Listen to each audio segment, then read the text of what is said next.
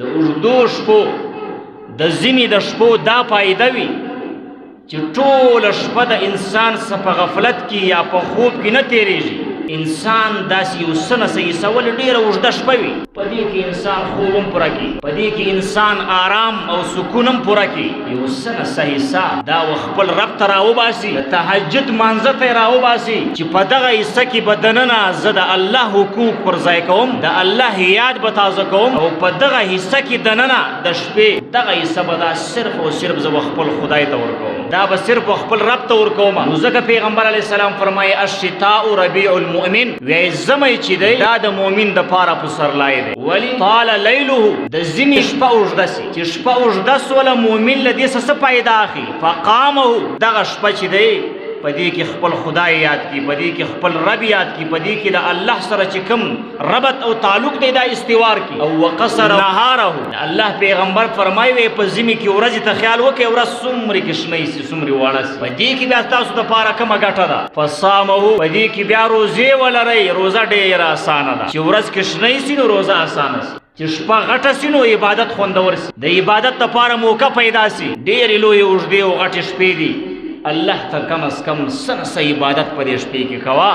هغه د سلفو صالحینو، هغه د زړو انسانانو او د دینداري طبقې چې کم خوی او خصلت وي، هغه خصلت یې ور بیا را بیداره که، هغه بیا را ژوندی که. د الله دین د الله څخه ډېر لرې تللي یو، راسې دا د شپې مونځ دا شروع کړو، الله ته لږ سوکه سوکه ځان را قریب که، ځان را نږدې که. الله تبارک و تعالی 15 سپارې د قرآن په نیمه کې فرمایي ومن الليل فتهجد به نافلة لك عسى ان يبعثك ربك مقاما محمودا. ای زما بندگانو دا د شپې مونځ یو معمولی مونځ مه بوله، ای زما بندگانو دغه د شپې عبادت چې دی دا معمولی عبادت مه بوله، په شپې کې د الله یاد دا یو معمولی یاد مه بوله، دا یو دومره عظیم کرامات لري د الله په نیز باندې. ومن الليل، ځکه الله فرمایي وی بعض حصه له شپې څخه راوباسه، فتهجد به، پاکې تهجد منځونه وکړه. نافلة لک عسى، نافله دا به داسې نفل وي لکه د ستا دپاره به وي.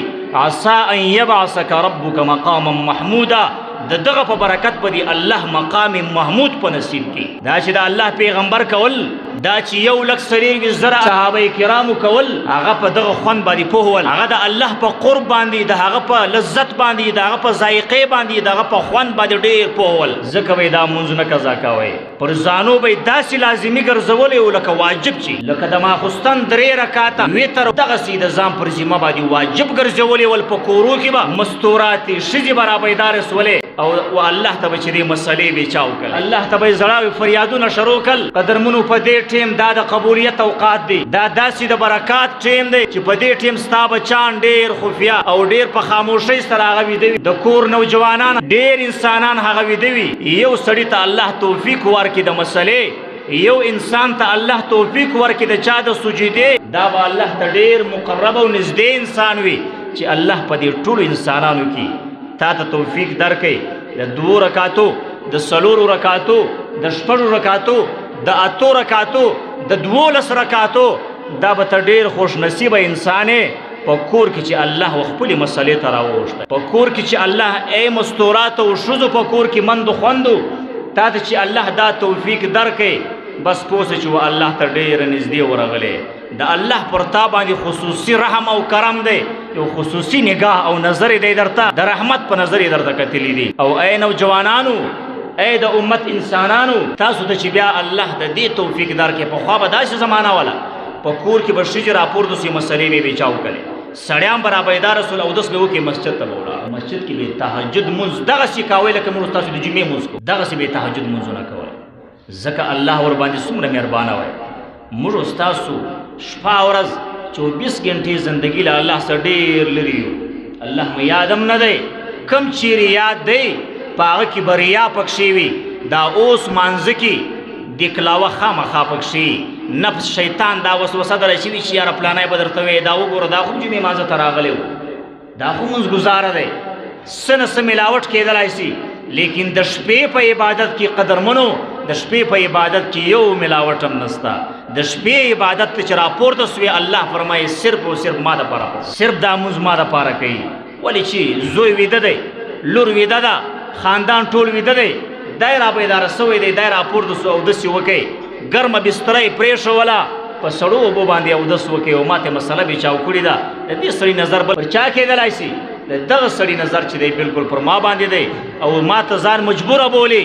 نو زه خو خالق او مالک یما، زه خو رازق یما. د ستا رزق ای بنده زما په لاس کې دی، د ستا تخلیق زما په لاس کې دی، د ستا ژوند او زندگی زما په لاس کې ده، د ستا حساب کتاب زما په لاس کې دی، د ستا روزمره زندگی ما په لاس کې ده، حتی چې د ستا په وجود کې چې کوم روح او صح ده دا هم زما په لاس کې ده. لہذا اوس نو زما خدای اندازم کوه، اوس نو زما د خالقیت اندازم لګوه چې زه بیا تا ته څومرې برکات در کوم، زه پر تا باندې څومرې قدر رحمېږم. بیا د الله رحم او کرم اندازه کوئ، بیا به انشاءالله د چین او د سکون او د اطمینان زندگی الله به را نصیب کوي. الله دې موږ ستاسو ته را نصیب کړي. ځکه الله تبارک و تعالی بل ځای په قرآن کریم کې فرمایي والذین یبیتون لربهم سجدا وقیاما. د الله د بندگانو، د الله د مؤمنو بندگانو اوصافو کې الله فرمایي، د مؤمن بندگانو صفات الله بیانوي. وی والذین، مومن انسان به هغه وي، مومنان به هغه وي، اصل مسلمانان به هغه وي یبیتون چې دوی شپه رونه کي، دوی شپه تیره کي لربهم خپل خدای لره سجدا وقیاما. الله ته په قیامې په ولاړه ودرېږي او بیا دې زړه نه سړېږي، الله ته پر سجدې باندې سي او سبحان ربي الاعلی صدا او اوازونه پورته کې. دا و الله ته ډېر پسندیده عمل دی، الله ته ډېر خوښ عمل دی. حضرت عبدالله بن سلام رضی الله تعالی عنہ جلیل القدر صحابی دی، د ایمان لانو راوړی. دی فرمایي وی د الله پیغمبر چې هر کله هجرت راوکړي مدینې ته رالی، وی په مدینې کې نارې جوړې سوې چې د الله پیغمبر رالی، د الله رسول رالی، محمد صلی الله علیه وسلم مدینې ته رالی. وی زه خو نو مسلمان نه ولم، خلکو ټول منډې ور وهلې، مخ ته ور روان ول، استقبال یې کاوی. وی ما په دا زړه کې دا سوچ وکړي چې یاره تم راسه وبه ګورم دا څنګه پیغمبر دی، دا په حقیقت کې نبی دی که نه دی، دا په حقیقت کې پیغمبر دی که نه دی. وی چې مخ ته راووتم او پر چهره انور د رسول الله صلی الله علیه وسلم اولنی نگاه او نظر ولګېدی. وی ما ول والله که دا سړی دروغجن کېدلی سي، والله که دا سړی جوټه کېدلی سي، والله دا د الله پیغمبر او رسول دی او دا په صحیح معنی د الله رسول او نبی دی. وی بیا چې د پیغمبر علیه الصلاۃ والسلام له زبانه هغه اولی کلمات راوتلې و دې خلکو ته، د څه وویل؟ اولو کلماتو کې څه وویل؟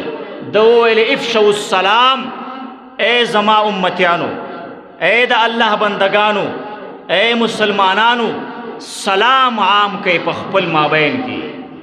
السلام علیکم ورحمت الله وبرکاتہ. دا د پیغمبر علیه الصلاۃ والسلام سنت عمل دی، دا ډیر کوي. پیغمبر علیه السلام مدینه منورې ته ولاړی، عبدالله ابن سلام رضی الله عنه فرمایي وی اوله خبره پیغمبر علیه السلام څه وکړه؟ افشوا السلام، سلامونه ډیر په کثرت سره اچوئ. او دویمه خبره وصلوا الارحام، پیغمبر علیه الصلاۃ والسلام فرمایي وی وسیله ډیره کوي. که په کم چا کې وسیله راله او په کم چا کې د سلام عادت رالی، سلام یې ډیر اچاوئ، دا دویم عمل په دې کې رالی. او دریم عمل په دې کې کم رالی؟ وصلوا باللیل، د شپې مونځ ډیر کوئ، تهجد منځونه یې نه قضا کول. وی ادخلوا الجنة، الله پیغمبر فرمایي وی دا سړی به ډیر په سلامتیا سره و جنت ته داخل شي.